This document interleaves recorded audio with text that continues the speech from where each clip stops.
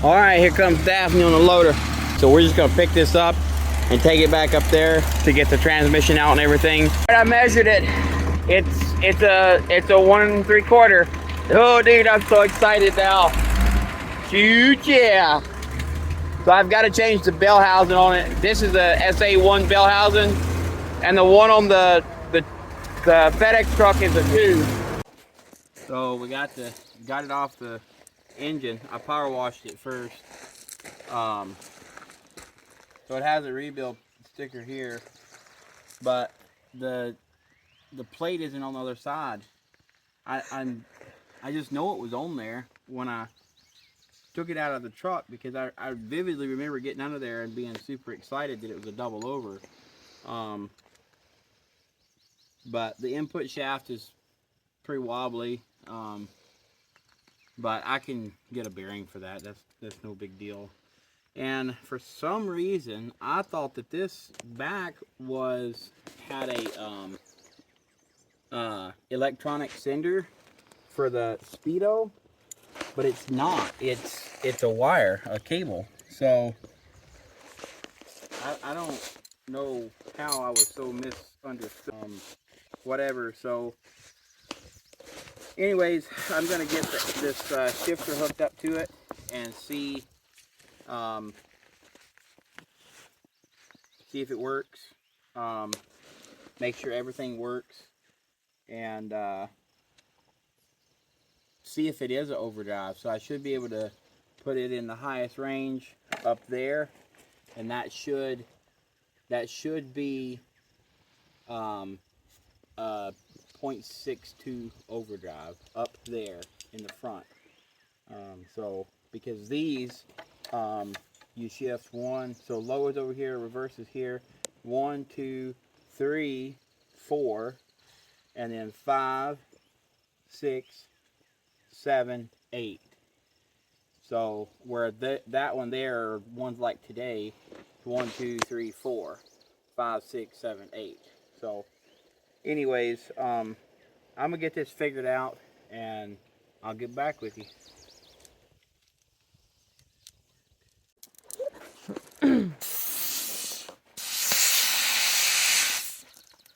Well, that thing that's a quality hose right there, buddy.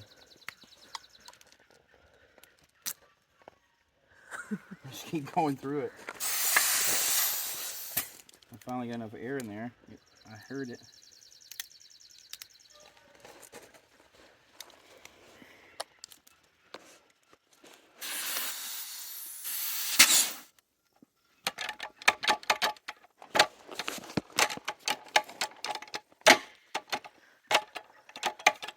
Go over there and put that knob all the way up.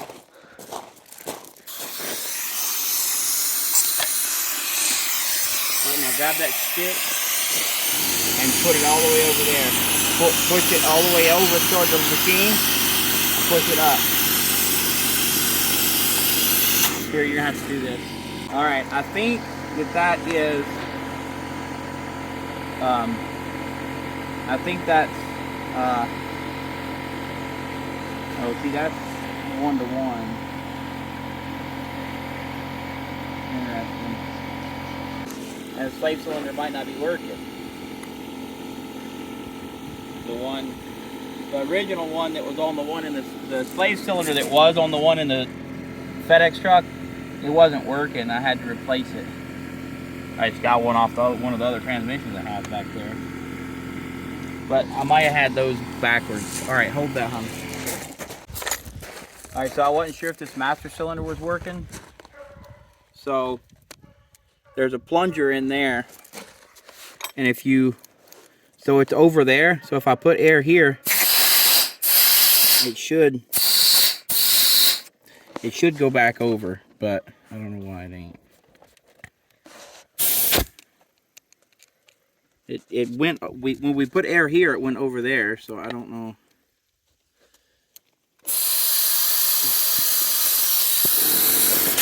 And that's 150 pounds. Let me do something real quick.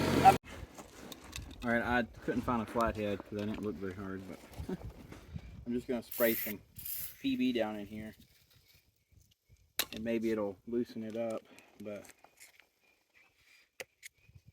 there it came over.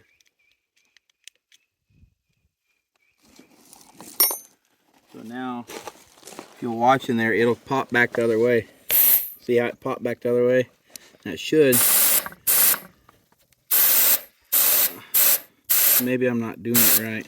I don't know what I'm doing, but whatever. It's going really easy, so I'm sure that whatever I'm doing is failing. But I thought that you could go one in one and one in the other, but I was wrong or something. So, whatever. I'm going to put it back on here and see if I... That's the actual fuller torque specs for that DeWalt.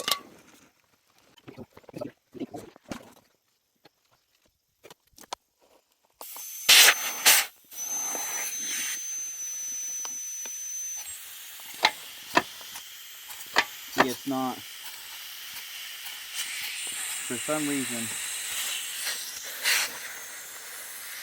it's not shifting back.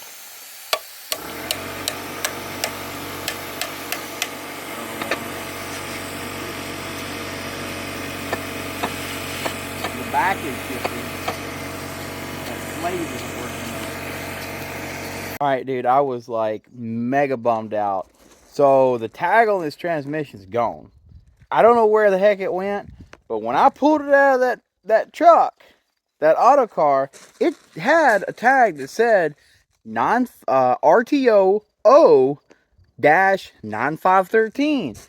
And I've been super stoked about this transmission. I have literally went back there just to look at it. I've read the tag, I don't know how many, I don't know where it went. When she came out from back there, she plowed through the limbs. Because this thing is hard to turn, and she wasn't going to back up and go forward and back up and go the hell with all that. Just plow through them. It's pine tree. So I don't know if that wiped it off. It doesn't really make sense that it would have wiped it off because it's on the opposite side. And the transmission was way... She basically plowed through it with the bucket. If anything got hit, it would have been the engine. So I don't know where it went, but the slave cylinder was giving me a problem, and we went through the gears, and I honestly thought that it was 1-to-1. I couldn't figure it out, dude. I was super bummed out. Went in the house, pouted for a little bit, went back there. She's laughing at me now. What was I doing, honey? Sitting on the ground, playing with the rock, messing with the rocks, because you were like a little child because you were so sad, and then you went, pulled the chair at the table and sat down with a bad attitude. Whoa. Now I'm sad. Went back there and freaking looked at all the transmission. I'm like, dude, I know that I had a double over, and I know it was out of the auto car, and I know that is the engine that was out of the auto car because I busted the oil pan. Like, and I never took the transmission off of it. I couldn't figure it out. So, whatever. We just cleared the head and came back, and it's a double over. So, which is actually triple over. There's actually 3 overdrives. Okay, so the transmission that I'm wanting to put in there is that double over. So here's a reference to show you what the difference in the ratio is. So you can see they both are going to have this 1-to-1. So this has a 8.4, 7.3, and a 6.2. The one that I have in it now, like I say, has the 1, but it only has the 8.7 over. So to get a reference to what that's going to look like in terms of actual like driving. So don't mind these gears over here. That's doesn't have anything to do with this mock-up here. So 2200 RPM with 410 rear end with 35-inch tires, you know, tall. So this here is how fast you can go with 2200 RPM with the double over. Why there's 3 overs and they call it double, I don't really know, but whatever. So the first one you can go 66, The second one you can go 73. So that's the one that I'm probably going to use the most. Very seldom, unless I'm out west or down in Texas or something, will I ever get into the high side, the 13, 13th gear. So this is where I'm at right now. So at 2200 RPM, I'm running 64. So in order to run 75, I have to spin that thing at like 2600 RPM. I have to spin it like 2600 RPM. Man, that is just plumb out running that engine. I mean, yes, a DT360 is very capable of that, but there's no need in spinning it that fast on a normal, you know, just driving down the road. So, dude, I am super pumped. I've got to, I need to open, I've got to take the shift tower off to swap to this other shift tower. And I'm going to look in there, make sure it's not super rusted. If it's super rusted, then I'll just flush the transmission fluid a couple times. But I got to put another slave cylinder on it. I'll just take the one off that transmission because this one's sticky. So, yeah. And I've got to change the bell housing. So, dude, I am mega pumped now. So, shoot, yeah. Well, we're going to get this in.